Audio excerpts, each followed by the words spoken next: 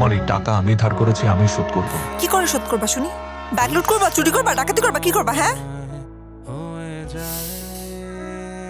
আমরা না মধ্যবিত্ত পরিবারের সন্তান। আর কিছু থাক না থাক, অন্তত মান সম্মান তো আছে।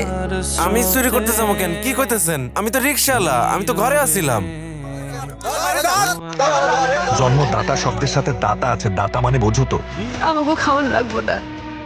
তুমি হলে আমার আর বাবার একটু ভালোবাসো, তাইলেই হইব। আমি সোর আর তুমি সুন্নি। হ্যালো রুমাপু,